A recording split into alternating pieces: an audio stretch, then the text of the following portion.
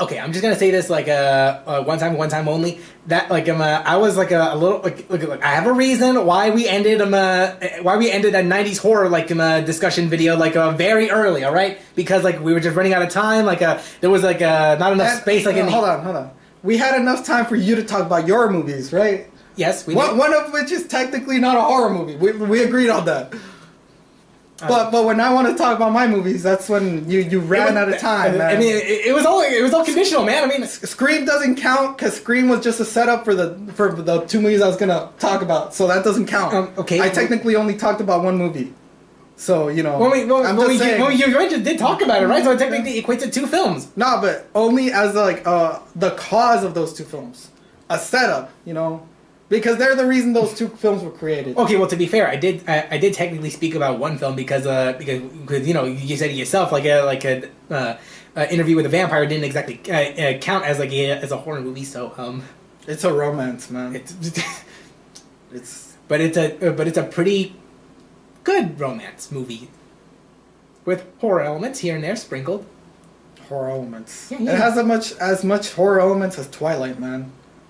I think it's the original Twilight. Is that why you picked it, Eric? Because you like Twilight? Well, you could have done it. I mean, if you wanted to do Twilight, you could have just told me. Well, I mean, I mean, it would be a solo, because I don't want to do it. It'd be you alone in front of the camera, but no. Well, I mean, I did. Little man crush with Edward Cullen. Well, I mean. Or are you a Jacob fan? Well, I mean, I did like the first film, so. I rest my case. So, yeah. I mean, what can I say at this point? All right. You know. Here, I'm gonna make this up to you. All right. So. You didn't answer my question though. What, Jacob or Edward? Edward. Wow. Please don't kill me. I'm not gonna kill you, man. Unless you want me to. You want me to put you out of your misery, man? Well, I mean, because at this point, it'd be worse to leave you like this, you know. Which I plan to. Okay. Well, how about this? How about if we start talking about I Know What You Did Last Summer? By the way, can you splice a piece of that video, the part where you say Team Edward, and kind of give it to me so I could keep it for humor reasons? It's a good thing I am. Humor reasons. It's a good thing I'm the editor of this, of this channel. Mm-hmm. I promise I won't share it to anyone except Manny and Jasmine. I'm pretty sure he's gonna have a ball for that. And Caesar. And please don't do it. Okay, I'm gonna share it with everyone I know. Oh God! Like a massive. Please don't do it. A massive email. The list is gonna be like this long, man. Of just like people, just like, you know. It's all about Team Jacob, man. Okay, so to make it up, let's talk about I Know You Did Last Summer. I know that we didn't have enough time to talk about it in the other video. Yeah. So. Whatever, man. But hey, think about it. We have all the time on this video to talk about it. So wouldn't it make more sense to cut that out and put it in its own video? You know what, Eric? I'm gonna let you have this one, man. I'm gonna let you have it, cause you know, looking back, as much as I hate to admit it, yeah, it's probably better if we do it right here, cause. There's a lot of stuff wrong in this movie, man. There you go. You have no idea. See, I did a good decision. Oh my God. So, overall, the film, it's bad. It's bad. I mean, oh man, but I mean, it's entertaining in the sense that that it is such a stupid. Maybe slightly self-aware, a film. Mm-hmm. I mean, it's. Where do I even begin? It's not. You can't. So you know, to start us off, for those of you who don't know, where have you been? You know, I Know What You Did Last Summer is about a couple teenage kids who are involved in a hit and run, and the person they hit supposedly comes back to seek revenge for hitting him and. Trying to dispose of the body. Yeah, so one by one, they all fall. Yeah, exactly. At least that's supposed to be the intention. Because early in the film, they meet this one guy just driving through the scene of the crime, and he just stops by for a few minutes for a minute or two just chat about about what's going on, and then he just goes on his merry way. This is after they hit him. Yeah, they think he's dead. He's on the ground. They're freaking out because they don't want to go to jail. And they've been drinking. A lot of them have been drinking, so it's a DUI, it's manslaughter. They don't want to fry. Yeah, and the main girl doesn't want to have her scholarship revoked. Or Julie. And then a love interest of Julie, the guy Eric was talking about, comes by, and they're like, "Oh man, we need to get rid of him," And then he kind of insults Ray, who's the other love interest. There's a love triangle, and then goes on his way. So the killer comes back to life, and what does the killer do? He kills him. He kills the guy that just drove by for a couple seconds or so. So you need to understand. It was 4 of them that were driving that hit him. You know what I mean? Yeah, it was the 4 friends. Car. Yeah, 4 friends. Fifth guy comes out of nowhere. Kind of insults Ray, who's his love rival, and then drives away. And the first person that gets killed by the killer who got ran over... It's the 5th guy. It's that guy who had nothing to do with it. It's why? This guy's priorities are, everywhere. Let me just talk about how retarded the killer seems. Because, Eric, can you do me a favor, Eric? All right. I want you to put yourself in a situation, right? Okay. Because, spoilers, the killer was coming back from having killed his son-in-law, who he blamed for his daughter's death. It goes into spoilers. Mm-hmm. It goes into further in the film. It turns out the couple were involved in a car crash. The wife died, and then mysteriously the guy disappeared, the husband, and they think that's who they ran over. But no, it's actually his father-in-law who killed him because he blamed him for the murder of his daughter. But okay, so yeah. So now I want you to put yourself in that situation, Eric. All right. You just killed your son-in-law, right? Right. You did one of the worst things a human being could ever do, is take another life. Damn, Danny. Okay. Right. Yeah, go ahead. Scared me a little, Eric. Scared me, but okay.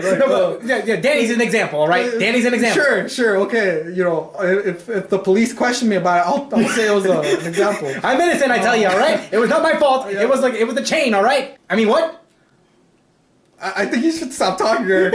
So I could pass the polygraph test, okay? When I'm questioned. All right. Okay, so you just killed your son-in-law. All right. You're crossing the street. Uh-huh. Out of nowhere, a erratic driver comes by and runs you the hell over. Right. You're on the ground. Yeah, broken bones, broken everything, yeah. And, instead of calling you an ambulance, they take the selfish route, which, They pretty much just dump me in the river. They dump you in the river, leave you for dead. What would you do when you get out, Eric? Well, I can only see 2 routes. One, I pretty much just go, oh my god, I lived. I mean, I killed my son-in-law, and I nearly died from that crash. I mean, it's pretty much God's way of saying, turn your life around. Yeah, I mean, turn your life around. It's not your time yet. I mean, I'm gonna go donate to charity, go feed the African kids, do all this just pretty much spread the generosity all around. You turn a new leaf, right? Yeah.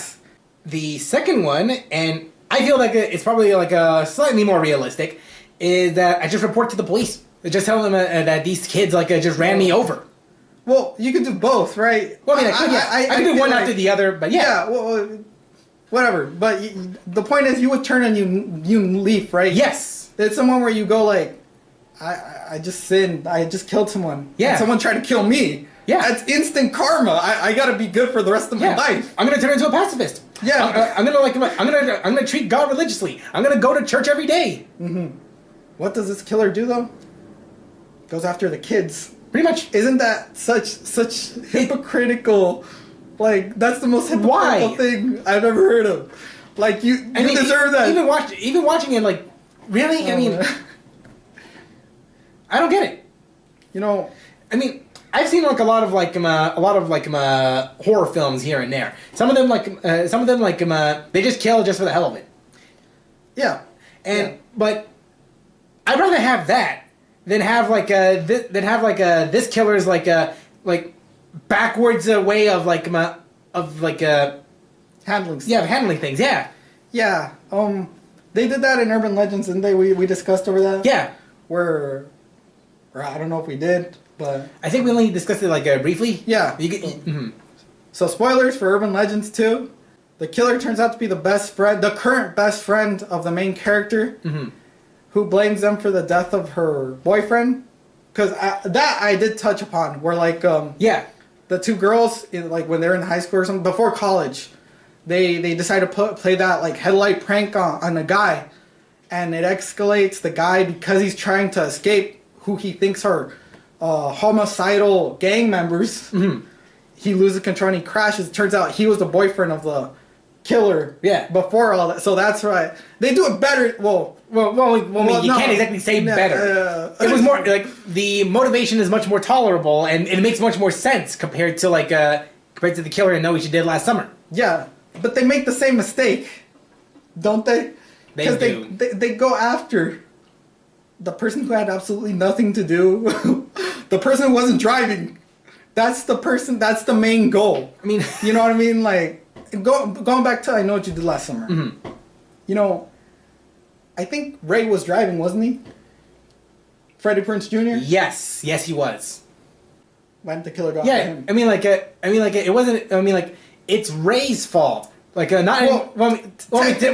it was also the other guy's fault because he was he was drunk, pretty much carrying just swinging the bottle and all that. And the car was registered to him, you know. Yeah, so technically, he's pretty much at fault at a proxy. He caused Ray to lose control. He distracted him. He was acting like an idiot. But I feel like they're the only ones the killer should have gone after. Pretty much. But he doesn't. No. He goes after Julie, who's in the back seat, man. Yeah. I mean, don't get me wrong. This is I kind of see the killer's mentality. Maybe which is not something. Yeah, just kill all the witnesses or something. But listen, it's because they made the unanimous decision to hide his body. You know what I mean? Yeah, they rather even though it was only one of them that was driving. Yeah, they rather keep this a secret rather than coming out just coming out truthful for it. So really I can see why the killer can do it, but that's really stretching it. Yeah, I think they wanted to play. It was a play on the homicidal maniac that just wants a reason to kill, but it wasn't pulled off right. You know what I mean? Because it was not. You know, again, I guess he was. They were trying to do this whole thing where he wants to kill. That's what he does. It's like Leatherface. It's like Jason. It's like Freddy. That they just get off. You know, killing. Yeah, they pretty much take pleasure into doing it. And this is his golden ticket. That hit and run made it so just no consequences. I could kill them. You know. Yeah. They're not going to go to the police because then they have to admit that there was a hit and run. And so it's my golden opportunity. So in his way, so basically, the way he sees it is that he's backed them into a corner. Exactly. But again, it wasn't conveyed right. It was not executed right. You know, it just comes off as hypocritical more than anything else. You know, now I'm going to talk a little bit about the book. The book is a lot different. It has the same idea. Couple kids, they're drunk, driving, and they end up hitting someone. But it's more heart-wrenching because it turns out it was a little kid. But it's the same plot. Yeah, same plot. They freak out, they don't want to go to jail, so they dump the little the body, they pretty much make a vow to never speak about this ever again. Pretty much, so far outside of the kid, it's more or less the same premise. So, you know, spoilers for the book. The killer ends up being the kid's older stepbrother. You know what I mean? And I found it hard to blame the killer, you know what I mean, for going after them. Yeah, I mean... as an older brother, when I read that, I'm like, damn, dude, that broke my heart, you know what I mean? And it was really hard it was really hard to blame the killer. You know what I mean? It was really hard to like find a reason to hate this guy. Now I kind of don't, I don't blame. I'm kind of rooting for him now. You know what I mean? Which is weird. Yeah, but like yeah, I mean like I'm also on the same boat as well. Now I never read the book, but just based on the premise that Jesse explained it, I feel that I feel like I kind of feel for the killer. That's not that kind of feeling is never replicated in the movie. Yeah, and I was on his side. I did feel a little sorry for him, but it worked. You know what I mean? Like, that's what I'm talking about with the Byronic hero. Is he's doing horrible things, but only because he himself is going through intense suffering. That was better than Thanos, man. It was better than Thanos. You're seriously not going to let this go, are you? I'm not, man.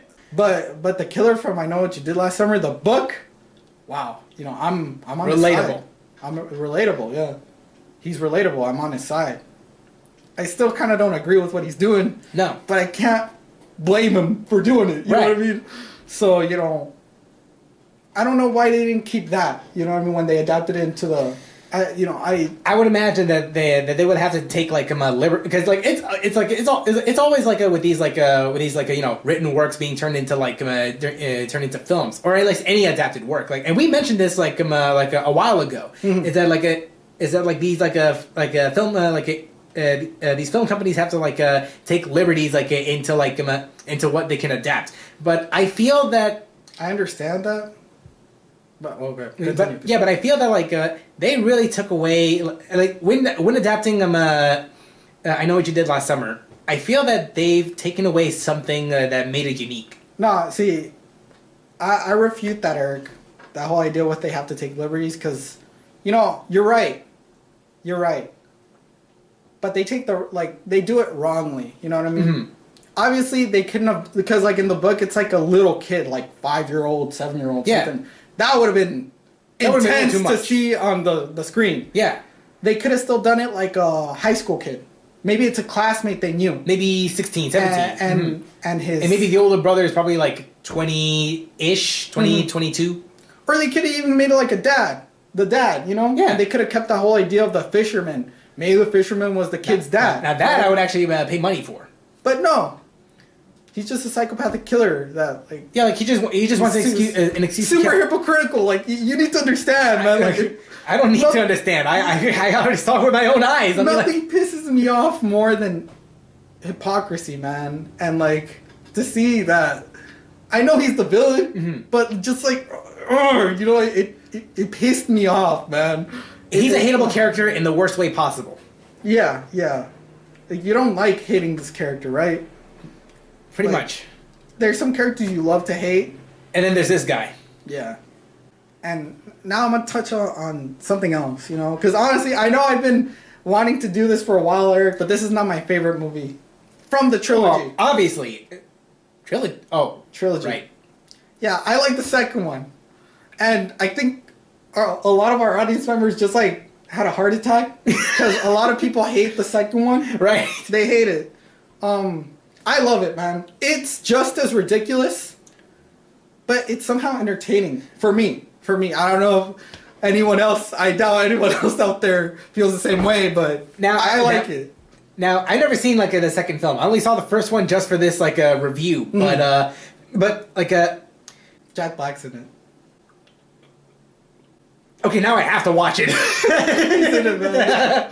Yeah, but you have to see that movie, bro. Okay, I'll just keep a mental note on that then. Now, we talked about a lot about the character, but would you say what would you say would be a not a redeeming factor, but at least a positive thing about the film? Come on, there has to be at least something. You know what you're asking me to do? You're asking me to find a needle in a haystack, man. That needle's in there somewhere, man.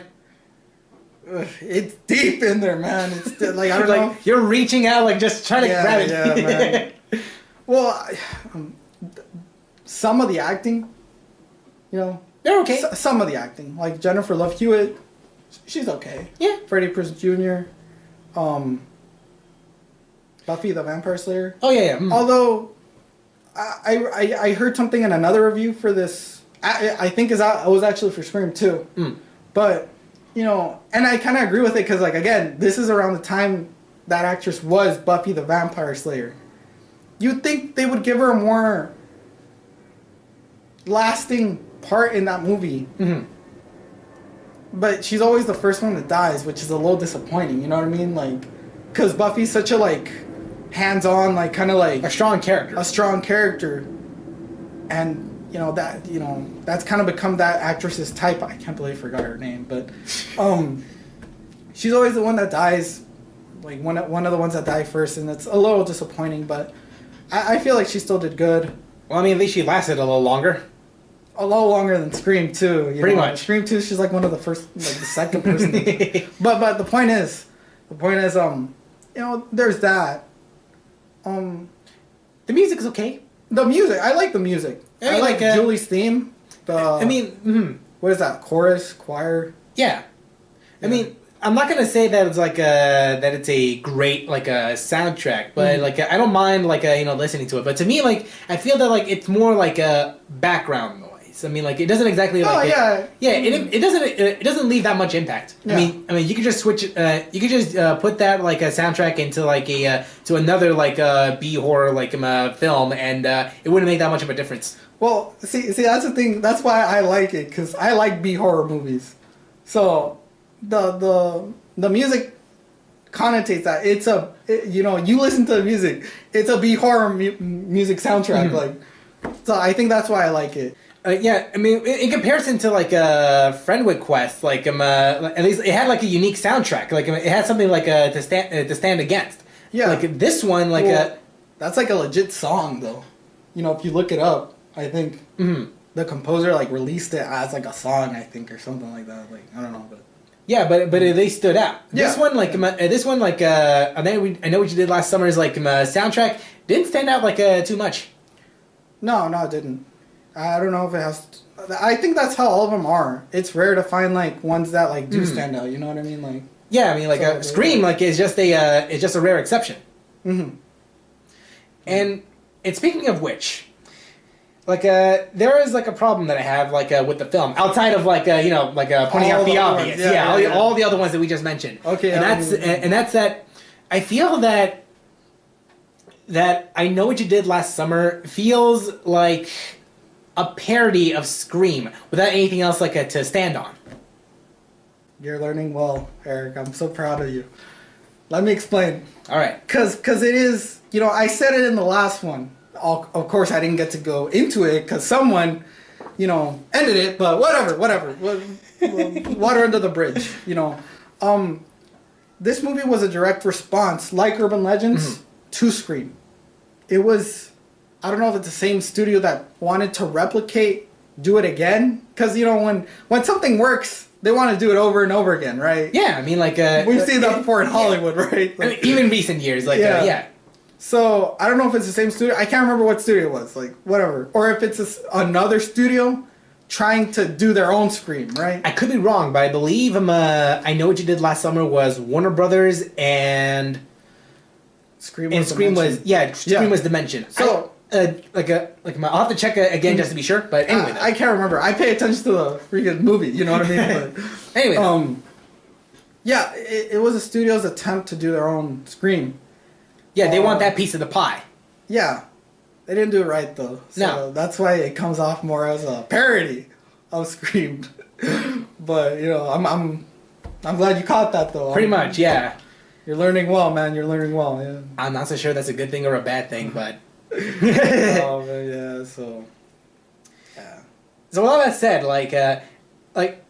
I feel that I had a decent time. If anything, I was actually considering I just said it was a parody. I was laughing more than I was being scared of the film. Yeah.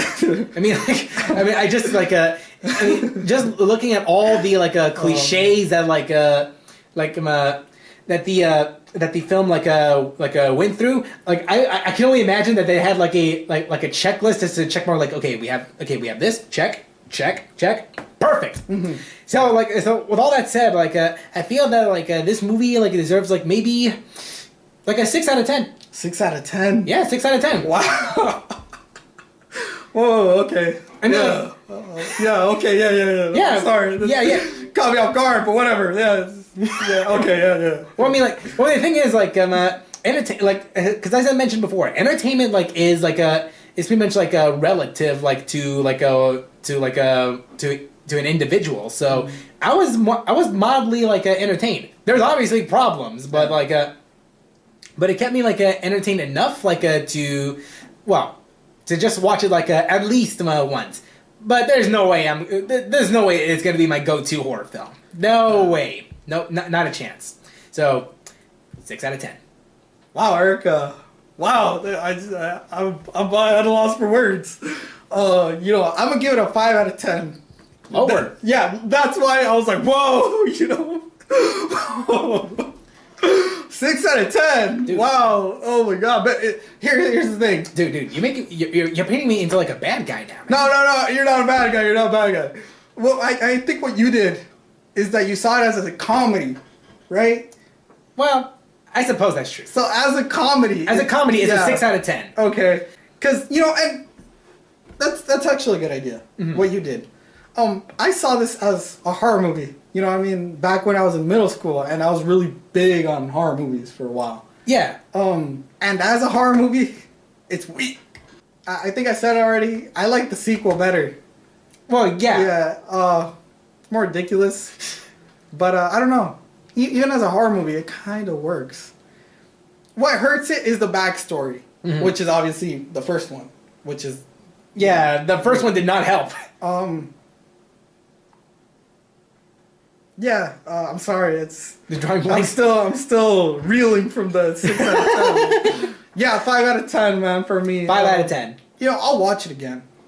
I'll watch it, but again, it's not. Personally, I felt like 1 is more than enough for me. Like if it's on the TV, sure. I'm not gonna look for it though. I'm not gonna rent it. Like no, it'll have to come like randomly. Yeah. So that's fair. That's fair. So with that, I hope that makes up for last video. So that's gonna be our review for I Know What You Did Last Summer. So thank you for tuning in. Leave a like, comment, share, subscribe if you haven't. Follow us on social media. My name is Eric. I'm Jesse. And I hope I don't find myself in a ditch. Nah.